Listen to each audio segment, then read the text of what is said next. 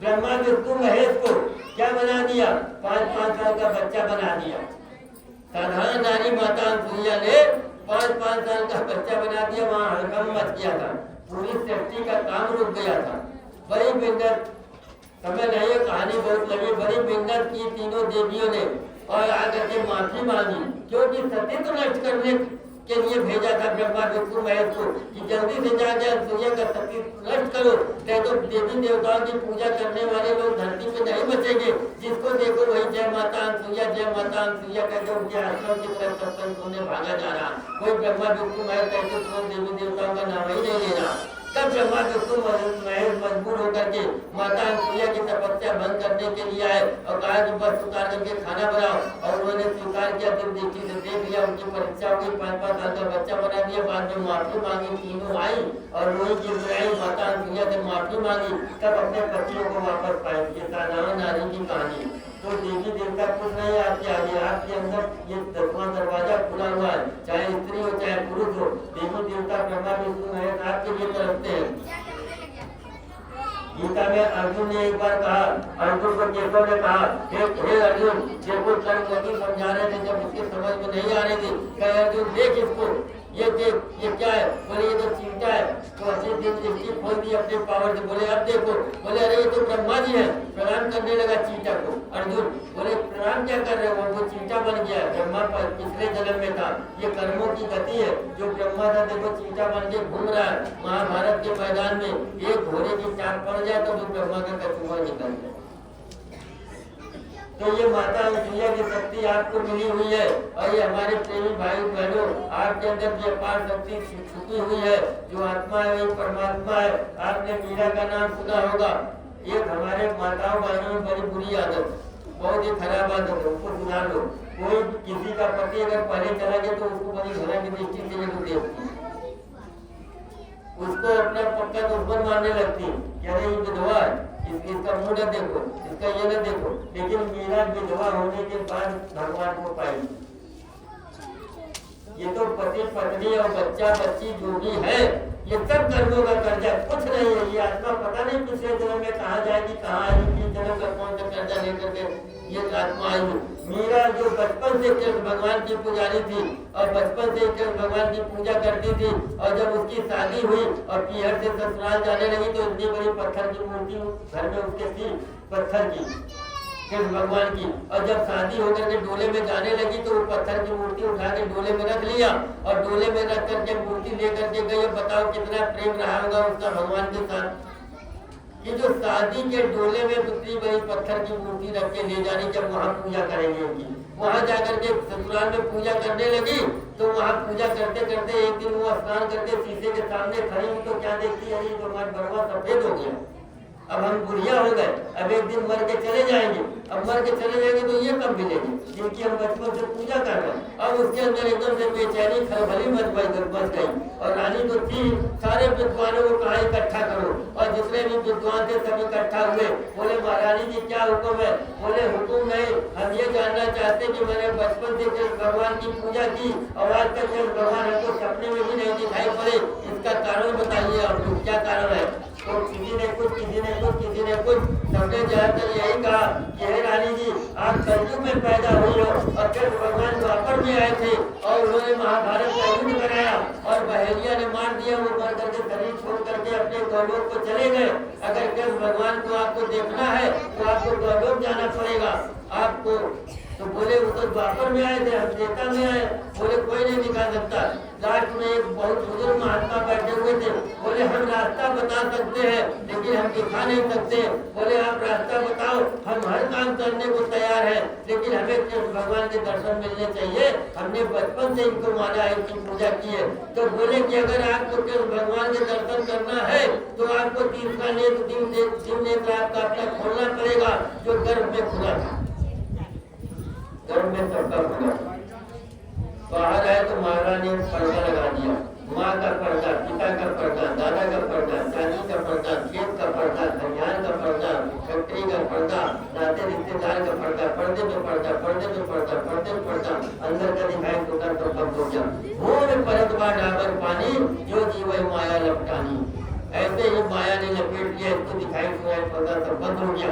तो मीरा को कहा गया कि तुम्हारा तीसरा नेत्र खोल लो, कि तुमको फिर सही नहीं 33 करोड़ देवी देवता के दर्शन हो जाएंगे। बोले बताइए हम अपने खोलने के लिए तैयार है, कैसे खुलेगा बताइए महामन। तो महात्मा जी ने कहा देखो बेटी मैं भी तलाश में हूँ, मुझको भी आज तक ऐसे महात्मा नहीं मिले जो वो रास्ता बता दे कि जिससे तीसरा नेत्र दिन नेत्र हमारा खुल जाए। हमको भी आज तक नहीं मिले, हम भी ढूंढ रहे हैं और तुम भी ढूंढ रहे हो तो ढूंढ लो। और मीरा ने चारों तरफ सिपाही दौड़ा दिए और कहीं नहीं मिले। महात्मा संत महात्मा के झुंड नहीं होते हैं। संत आजकल आप देख रहे हो जिसको मन कर रहा वही श्री श्री 1008 श्री श्री महामंडलेश्वर श्री श्री संत अपने नाम के आगे लगाते रहा। लेकिन ग्रंथों में महात्माओं ने कहा संतों के झुंड नहीं लेहले नहीं होते हैं, सिंहों के गई लेड़े संत चले जवान। सिंहों के लेह नहीं होते, जंगल में बलवान से रहता है और लेह नहीं होते संतों के झुंड संत चले जा रहे हैं। संत एक होते हैं इस धरती पर, दो होते हैं बहुत ही विपद आती है तो 3 होते हैं। गुप्त रूप में तो बहुत रहते हैं लेकिन प्रकट रूप में एक ही संत होते हैं या 2 या 3, इससे ज्यादा नहीं। तो उस समय संत कहाँ थे? काशी में थे, यही काशी जिसका वर्णन हमने आपको किया। उनका नाम क्या था? रविदास जी। अब मीरा ढूंढ रहे हरिद्वार में और राजस्थान में, तो वहाँ कहाँ मिले? वहाँ मिले नहीं। लेकिन जो संत होते हैं उनका दिल में तीसरा नेत्र खुला होता है, उनको पूरी दुनिया की खबर मिलती है।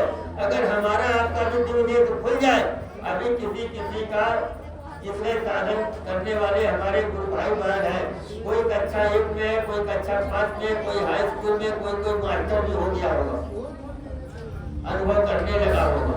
जिसकी जैसी साधना उसकी वैसी, जिसने 4 आना जाना उसको 4 आना गुरु महाराज ने गिराया, जिसने 12 आना उसको 12 आना। विश्वास ही सबसे बड़ी भक्ति है। कलयुग सब जुगान नहीं जो नर कर विश्वास, ये कलयुग है। अगर इसमें आपका गुरु के प्रति विश्वास है, किसी के प्रति विश्वास है, जैसे प्रहलाद को इतना विश्वास था कि मेरा परमात्मा हर वस्तु में है, हर वस्तु में बैठा हुआ है। उनके बाप ने आखिरी में कहा ये बता तेरा परमात्मा क्या इस लोहे के खंभे में है जिसमें हमने तुमको बांध के रखा है? बोले हाँ मेरा भगवान इस लोहे के खंभे में भी है। इतना दृढ़ विश्वास उसका हो गया था कि भगवान को लोहे का खंभा फाड़ करके निकलना था। कलयुग समझुआर नहीं विश्वास जमाना विश्वास कलयुग में लिखा हुआ, कलयुग के लिए विश्वास प्रेम प्रतीक। जब प्रेम होगा तभी विश्वास होगा, और प्रेम कब होगा? प्रतीत होगी और विश्वास होगा। तो मीरा ने जब रविदास जी ने देखा अपने दिल से जब काशी में हमारा कोई गहान नहीं बचा, जितने गहान थे उसको हमने नाम दान दे दिया, वो दीक्षा दे दिया, वो भजन कर रहे हैं। अब मेरा एक चाहने वाली जीवात्मा में वहाँ में रो रही है मीरा नाम की आत्मा।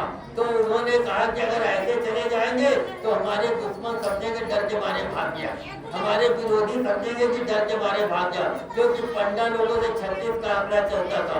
इसी काशी में गोस्वामी जी के साथ भी बहुत विरोध हुआ, सूरदास के साथ भी बहुत विरोध हुआ, और अपने गुरु महाराज का भी विरोध करने वालों ने 79 के काशी वाले एक में विरोध किया था। लेकिन जब देखा रविदास जी ने कि हमारी आत्मा वहाँ पर रो रही है तो एक बखेरा खड़ा कर दिया, गंगा स्नान लगा काशी में। गांव से दूर दूर की माताएं बहनें आने लगी नहाने के लिए। एक ऐसी नई नवेली दुल्हन जो अभी शादी होकर के आई थी, वो जब गंगा स्नान करने के लिए अपनी सास से बोली तो उसकी सास ने कहा ये बताओ तुम अभी नई नवेली दुल्हन आई, तुम्हें क्या इन सब चीजों से मतलब? गंगा नहाना और ये तीरथ व्रत, अरे अभी तुम्हारी कोई उम्र है? बुढ़ापे में ये सब होता है। वो सत्संगी परिवार से थी, धर्म कर्म को संस्कार को मानने वाले कुछ लोग थे। बोले नहीं हम तो गंगा स्नान करने जाएंगे, और अगल बगल की औरतें जा रही उनके साथ चले जाएंगे। सास नहीं जा रही थी, घर का कोई नहीं जा रहा था, और अपनी सास के लाख समझाने पर मना करने पर उसने कहा नहीं कुछ नहीं। बोले अगर जिद करके जाओगी कोई भी ऊंच नीच हो जाए तो तुम जानना, तुम्हारा काम जाने, हम कुछ नहीं जानते हैं, तुम जाओ अपने मन से जा रही हो। बोले कुछ नहीं होगा, बगल की सब माताएं बहने जा रहे, अरे अभी दिने दिन जाएंगे, अभी 2 बजे तक दोपहर बाद नहा के घरे आ गए और हमें रात में वहाँ रुकना है कि हमारे साथ कोई घटना होगी। और 10-15 औरतों का झुंड गया और गंगा जी में जब नहाने लगी, नहा करके निकली तो क्या देखती कि एक हाथ का कंगन गंगा जी में गिर गया। सारे जेवर तो उसने उतार दिए थे, लेकिन जल्दीबाजी में दोनों हाथ का सोने का कंगन उतारना भूल गई थी और वो एक कंगन गंगा जी में गिर गया। बाहर निकली कपड़े बदलने के लिए तो क्या देखती, एक हाथ में कंगन एक में गायब होने लगी। अब सब ले लीजिए जाके ढूंढ रहे, मल्लाह लोग ढूंढवा रहे और सब लोग गोताखोर लोग ढूंढ रहे, कहीं नहीं मिला, पता नहीं कहाँ चला गया, बाकी क्या हो गया। अब बाहर निकल के आई तो बीच में वो खड़ी जिसका कंगन गिर गया और अगल बगल गांव की औरतें खड़ के सब रो रही, सब अपना अपना रागमाला सुना रही।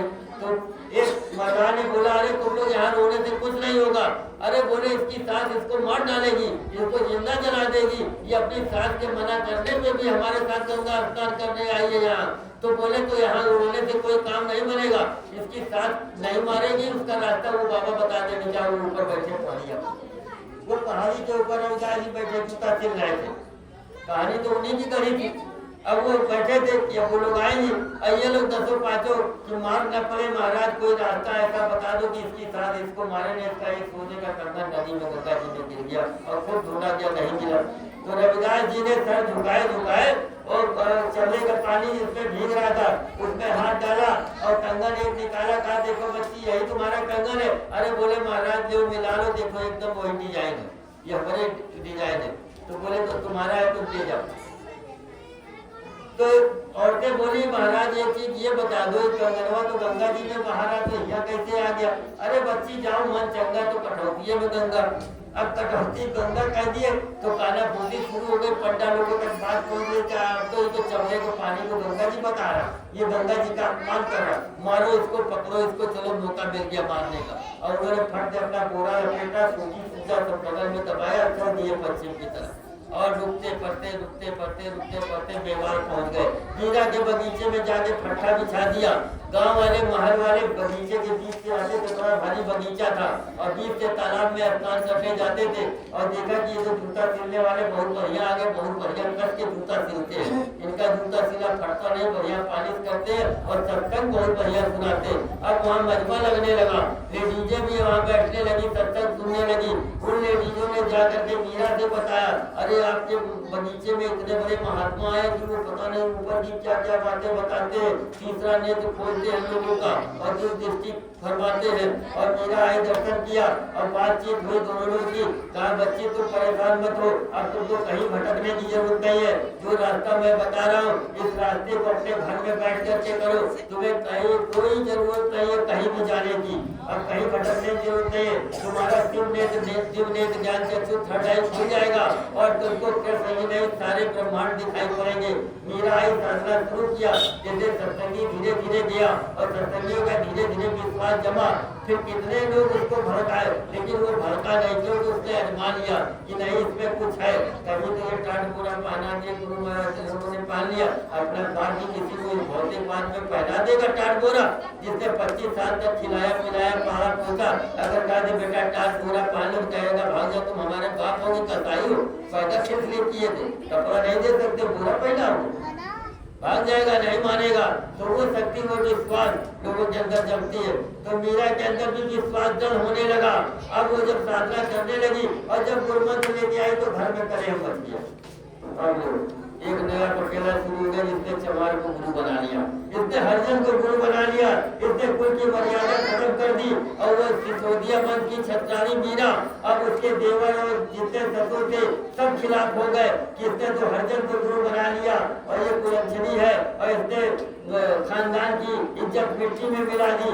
और उसके बाद क्या हुआ कि धीरे धीरे उसके पिता के ऊपर किसी ने आक्रमण कर दिया, राजा ने, और आक्रमण कर दिया, खबर आने लगी आज ये विनाश हो गया, आज ये विनाश हो गया, आज उसका बाप मार दिया गया, उसके राज पर दूसरे का राज हो गया, मतलब उसका पीहर उसका मैका खत्म हो गया। लोगों ने कहा देखा इसने हरिजन को गुरु बनाया, इसका मैका सब खत्म हो गया, देखो अब इसके आगे सब आ रहा है सब इससे। और उसके बाद क्या हुआ, उसका पति बीमार पड़ा और सारे साल में पति पीला पड़ करके बीमार पड़ गया, पति भी मर गया। कहा तो ये पक्का है कि ये कुलंटनी है और महा नकारा औरत है और इसका मायका खत्म, इसका पति खत्म, अब इसको हम लोग छोड़ दो। और ये रात में बाबा के पास मिलने जाती, पहरा लगा दो, यहाँ वहाँ सिपाही उतारते पर लगा दो, जाने न पाए। अब वो गुरु के दर्शन करने भी नहीं जा पाती तो उसकी साधना ऊपर को होने लगी, उसका विश्वास धीरे धीरे जड़ होने लगा। और वो नहीं जा पाती थी, रोती थी, घर में साधना भजन करती थी। उसके देवर ने कहा अब क्या देख रहे हो, अब तो इसका बाप भी खत्म, पूरा मैका खत्म और पूरा इसका पति खत्म, अब हम लोग काहे को इसको कलंक ढोए, अरे इसको मारो, खत्म करो कहानी।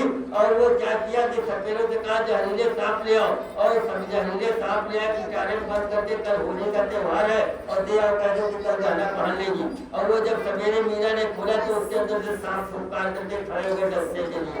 मीरा ने जब देखा तो मीरा ने सांप के फर पर ऐसे ऐसे हाथ घुमा दिया, तो सब केचुआ बन गए। उसी टोकरी में सब केचुआ बन कर मर गए, वो केचुए की ताकत नहीं रही। फिर उसके देवर ने कहा सिपाही जाओ देखो मर गई होगी, और वो सांप फेंको और उसको मर गई होगी ले जाके जंगल में फेंक आओ।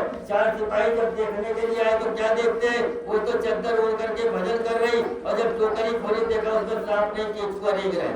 जब केचुआ रेंग रहे हैं तो वो लोग कहे जा रहे तो बोले ले जाए केचुआ, बोले फेंक दो केचुआ बाहर, और मारते हुए उनको ले आओ सबको, जितने सिपाही जितने सपेरे मारते हुए ले आए। तुमने नकली सांप दिया, अरे नहीं हजूर लाओ दिखा, अरे वो तो हमने फेंकवा दिया, अरे असली सांप थे। बोले अच्छा ऐसा करो, तुम्हारे नकली सांप से वो नहीं मरी, असली जहर निकाल के ले आओ। असली जहर निकाल के ले आए, दूध में डाल करके मीरा को भिजवा दिया। मीरा ने जैसे घोट गिलास का लगाया और गटगट गटगट पीना शुरू किया, बड़ा गिलास दूध का, आंख बंद करके पिया। जैसे सामने गिलास रखा तो क्या देखती, सामने गुरु महाराज रघुराज जी खड़े। अरे बोले प्रभु आप अंदर कैसे आ गए, बाहर तो सिपाही खड़े। अरे बोले मीरा पहले तू ये बता, जब से तूने हमको गुरु बनाया कोई भी चीज ग्रहण करती थी तो गुरु का नाम लेकर के ग्रहण करती थी, आज कौन सा अमृत तुझको इन लोगों ने दे दिया कि तूने बिना हमको अर्पित किए पी लिया। उसके बोले प्रभु इसके अंदर जहर था। बोले इसीलिए तो मुझे आना पड़ा, अभी तेरी साधना इतनी नहीं हो गई है कि तू जहर को हजम कर पाती, इसलिए मैंने आकर के जहर को जब कर लिया, खींच लिया। बोलिए जय गुरुदेव। देखिए समय हो गया, रस्सी बन गई है, करने के लिए हमारे भाई लोग कहेंगे, और हमारे बड़े बड़े विद्वान यहाँ बैठे हुए लोग पहले ही मना किया था कि हमको कल बैठाइए, और लोग है लेकिन भैया नहीं माने, बोले नहीं आप कुछ सुनाइए, तो सारी चीजें यहीं पर ध्यान की तरफ दे रहे, केवल 4 लाइन शाकाहारी की और उसके बाद समापन। जय गुरुदेव। शाकाहारी हो जाओ, शाकाहारी हो जाओ, जागो दुनिया के नर नारी, शाकाहारी हो जाओ, जागो दुनिया के नर नारी, शाकाहारी हो जाओ। बाबा जय गुरुदेव की विनती सुनो सब नर नारी, बाबा जय गुरुदेव की विनती सुनो सब नर नारी। अल्लाह मात शराब को छोड़ो, इसी में सब बीमारी, आगे आएगी महामारी, शाकाहारी हो जाओ, आगे आएगी महामारी, शाकाहारी हो जाओ, जागो दुनिया के नर नारी, शाकाहारी हो जाओ, जागो दुनिया के नर नारी, शाकाहारी हो जाओ। सब जीवों में नूर खुदा का रहता है मेरे भाई, सब जीवों में नूर खुदा का रहता है मेरे भाई।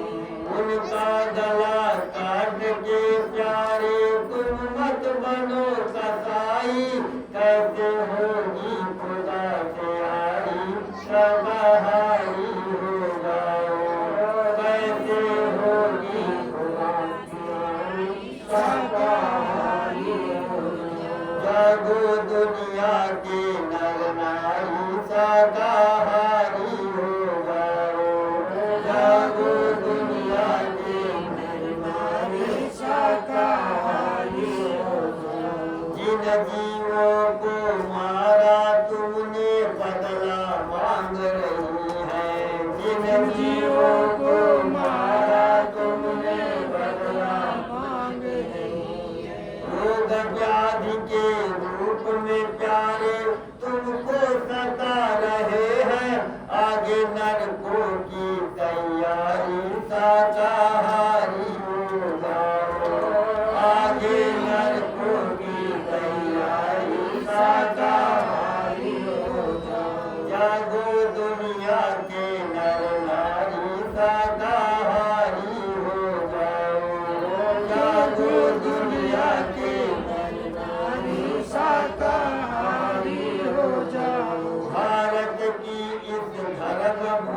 ऊपर धर्म